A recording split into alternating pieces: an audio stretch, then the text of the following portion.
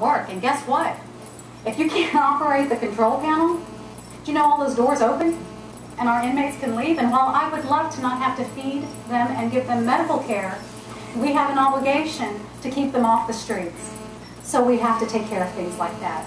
Or guess what? It's just like you at home. I had a week one time where I had to buy 4 new tires and my air conditioning went out. And it wasn't just a little Freon. It wasn't just, blow out the vents. It was replace the system. And that's kind of what has happened to us as a county. We had to replace the chillers at the jail. $250,000. And can we just say, you know what? You're inmates. You don't need air conditioning. You're just gonna kind of suffocate in there. It's a little warm, but under your little jumpsuit. You can't do that. Jail commission standards say you have got to provide them heating and cooling. So it's not a choice. So what do? We don't just say, well, we're a rich county. I'm going to write that check, $250,000. That's a taxpayer dollar. I don't care. I don't feel that. No.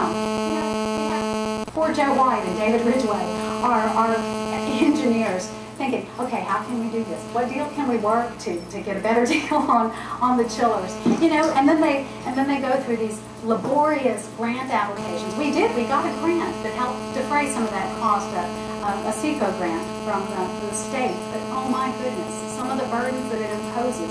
I mean, we have a notebook about this thick of all the paperwork we've had to file just to get that money. But you know what? It was worth the effort, and I thank those men for doing it because it's the responsible thing to do, and it's what we owe the community. And any opportunity that we have to do things like that, that's what we look to do. Reduction in force. There's been some misunderstanding about some of the numbers for the employee. I think if you called the HR department, they would say, oh, well, we have roughly, 477 people in 2008. But what they probably didn't tell you is that some of those are full-time, some of those are part-time, and some of those are seasonal, and they don't make the distinction.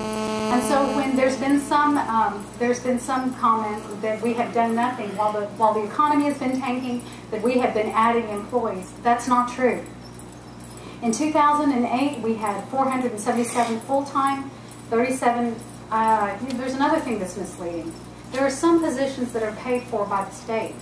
The salaries for some of the judges, those get picked up by the state, but we house them, and we have some associated costs for some retirement benefits and things of that nature. But in the last about 4 years, the county has shrunk its number of full-time employees from 477 to 458, a difference of 19 people, or 4%. Total employees has reduced from 547 to 537.